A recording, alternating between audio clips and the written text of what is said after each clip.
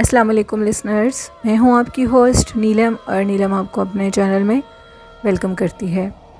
شروع کرتے ہیں آج کی ویڈیو اللہ پاک کا نام لے کر، جو انتہائی عالی رتبہ اور بہت جلیل القدر ہے۔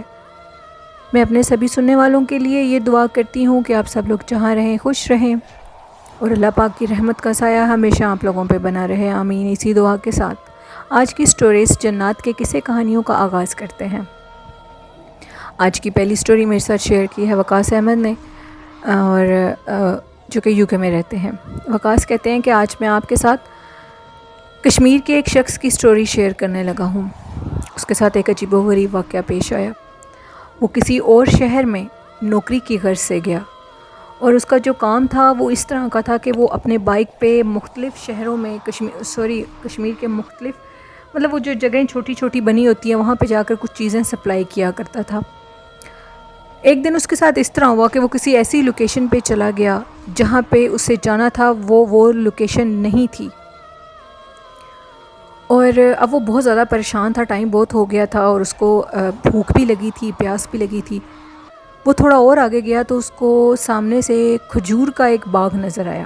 اس نے اس باغ کو دیکھا تو اس نے اللہ کا شکر ادا کیا کہ چلو میں اسے کچھ کھا لوں گا، پیٹ بھر لوں گا، مجھے تو اتنی سخت بھوک لگی، اور یہ جگہ بھی کچھ ایسی ویران سی ہے۔ جیسے ہی وہ آگے گیا تو اس نے وہ کھجوروں والے باغ میں اندر گیا، ادھر اس نے ایک روم بھی بنا ہوا دیکھا۔ اس نے کچھ کھجوریں تو ابھی نہیں توڑ کر کھائیں۔ جیسے ہی وہ اس روم میں اندر گیا تو اس کے پیچھے ایک بوڑھا شخص آیا۔ اس نے پوچھا کہ تم کون ہو؟ جس پہ اس نے بتایا کہ میں اس طرح راستہ بھٹک گیا ہوں تو مجھے یہ باغ نظر آیا اور میں ادھر اندر آ گیا۔ جس پہ اس نے کہا کہ ٹھیک ہے، میں تمہارے لیے پانی لاتا ہوں، تمہیں پریشان ہونے کی ضرورت نہیں ہے۔ وہ شخص میرے لیے پانی اور کچھ کھجوریں لے کر آیا۔ میں نے پانی بھی پیا اور کھجوریں بھی کھائی، اور میں نے اس بابا جی سے کہا کہ آپ مجھے کافی پریشان نظر آ رہے ہیں، جس پہ ان بابا جی نے کہا کہ نہیں، ایسی کوئی بات نہیں ہے۔ میں نے ان بابا جی سے کہا کہ میں بہت تھکا ہوا ہوں، میں تھوڑی دیر اس روم میں ریسٹ کرنا چاہتا ہوں۔ انہوں نے کہا کہ ٹھیک ہے، تم تھوڑی دیر ریسٹ کر لو ادھر۔ میں نے جیسے ادھر ریسٹ کیا، گھنٹے کے بعد میری دوبارہ آنکھ کھلی، کیونکہ مجھے اپنے کام پر دوبارہ جانا تھا۔ جیسے ہی میری آنکھ کھلی تو وہ بابا جی میرے سامنے بیٹھے ہوئے تھے۔ وہ مجھے یہ کہنا چاہ رہے تھے کہ تم جلدی سے ادھر سے چلے جاؤ، یہی تمہارے لیے ٹھیک ہوگا۔ میں نے ان سے پوچھا کہ آپ اتنے پریشان کیوں ہیں؟ انہوں نے کہا کہ بس جتنی جلدی ہوتا ہے تم ادھر سے چلے جاؤ۔ میں نے کہا ٹھیک ہے، میں ادھر سے چلا جاتا ہوں۔ میں اپنی چیزیں اٹھائی اور میں جانے لگا۔ پھر میں نے سوچا کہ کیوں نہ وہ بابا جی مجھے پریشان نظر آ رہے تھے، میں ان کو کچھ پیسے وغیرہ دے دیتا ہوں، جس پہ اللہ بھی راضی ہوگا مجھ پہ۔ میں نے ان کو واپس پلٹ کے پیسے دینے چاہے تو بابا جی کی جگہ پہ ادھر ایک بہت قداور شخص کھڑا ہوا تھا، جس کی ہائٹ اس روم کی چھت تک جا رہی تھی، اور اس کے جو ہاتھ پاؤں تھے وہ ٹیڑھے ہو چکے تھے۔ اس کی شکل نہایت بھیانک تھی۔ اس کو دیکھ کر میں ادھر ہی چکر کھا کر گر گیا۔ تقریباً 1 گھنٹے کے بعد میری دوبارہ آنکھ کھلی۔ میں کیا دیکھتا ہوں کہ میں ایک بیابان بنجر ریگستان میں لیٹا ہوا ہوں، دور دور تک کوئی چیز نہیں ہے۔ سامنے اسی ریت کے اوپر میری بائک گری ہوئی تھی۔ میں نے موبائل سے ٹائم دیکھا، میری ہر چیز میری پاکٹ میں تھی، کوئی بھی چیز ادھر ادھر نہیں تھی۔ جیسے ہی میں نے موبائل سے ٹائم دیکھا تو اس ٹائم کے مطابق مجھے 1 گھنٹہ ہو چکا تھا بے ہوش ہوئے ہوئے۔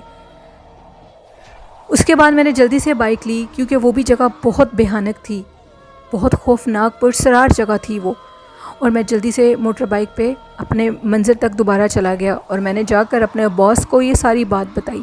وہ سب میری بات پہ یقین نہیں کر رہے تھے۔ وہ کہتے تھے کہ یہ یقین کے قابل بات نہیں ہے، لیکن جس کے ساتھ جو واقعات پیش آتے ہیں صرف وہی جانتا ہے کہ ان واقعات میں کتنی سچائی ہے۔ اس لیے میں آپ لوگوں کو یہ میسج دینا چاہتا ہوں کہ شارٹ کٹ کے چکر میں بالکل بھی اپنے اصل راستے سے مت بھٹکیں، کیونکہ شارٹ کٹ کے چکر میں انسان بڑی غلط سی جگہوں پہ چلا جاتا ہے، جہاں پہ اس کی زندگی کو خطرہ بھی ہو سکتا ہے۔ یہ ان کا میسج تھا آپ لوگوں کے لیے۔ بہت شکریہ وقاص اپنی سٹوری بھیجنے کے لیے۔ بڑھتے ہیں آج کی دوسری خوفناک کہانی کی طرف۔ یہ کہانی میرے ساتھ خرم نے شیئر کی ہے، جو کہ لاہور میں رہتے ہیں۔ خرم کہتے ہیں کہ میں نے آپ کے ساتھ آج ایک اپنے کسی ریلیٹیو کی ایک سٹوری شیئر کرنا چاہتا ہوں، اپنی ایک کزن کی سٹوری شیئر کرنا چاہتا ہوں آپ سے۔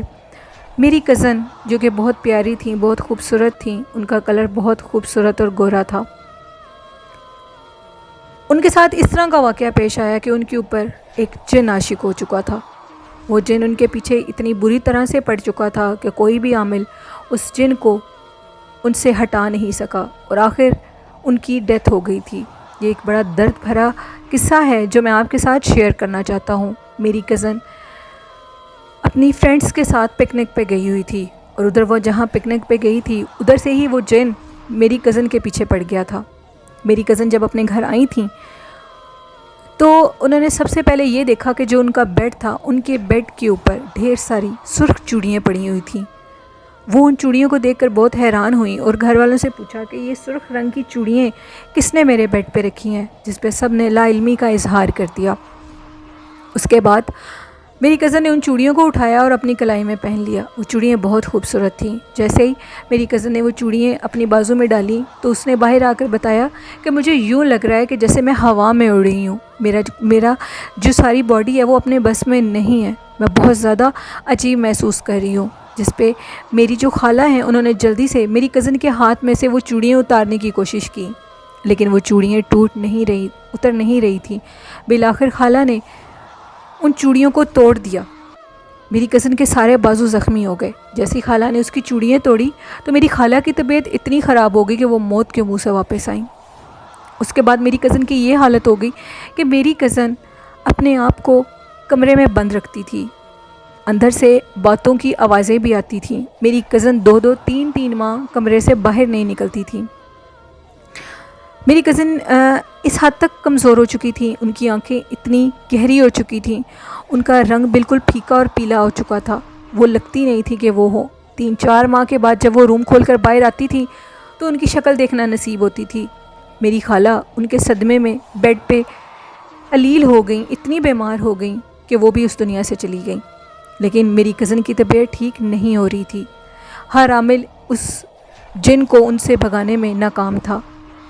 وہ جن میری کزن کی جان نہیں چھوڑتا تھا، اس کی حالت خراب رہتی تھی، کیونکہ وہ بتاتی تھی کہ وہ جو بھی مخلوق میرے اوپر بسیرا کرتی ہے میں اپنے بس میں نہیں رہتی، مجھے نہیں سمجھ آتی کہ میں کیا کروں اور میں کیسے اس سے چھٹکارا حاصل کروں۔ وہ میرے پہ اپنا آپ اس نے ایسے مسلط کیا ہوا ہے، میں چاہ کر بھی اپنی جان نہیں بچا سکتی۔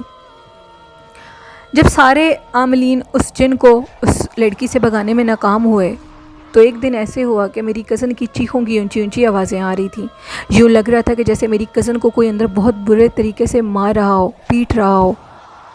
ایسے جب ہم نے دروازے کو توڑا تو میری کزن ہوا میں تھی، اور ایک دم جیسے دروازہ کھلا تو اٹھا کر اس کو کسی چیز نے بیڈ پہ مار دیا۔ اس سے میری کزن کی جو کمر تھی وہ ٹوٹ گئی، یعنی کہ اس کی جو جس کو بیک بون ٹوٹ گئی تھی، یعنی کہ جو ان کی ریڑھ کی ہڈی تھی وہ ٹوٹ گئی تھی، اور میری کزن بیڈ پہ چلی گئی۔ اس کے بعد ان کی حالت اتنی خراب ہوئی، بیڈ پہ ہی ان کی بہت بری حالات، ان کی ساری باڈی پہ بیڈ سور ہو گیا۔ وہ اس حد تک بیمار ہو گئیں کہ ان کا آخر موت ہوا اور وہ اس دنیا سے چلی گئیں۔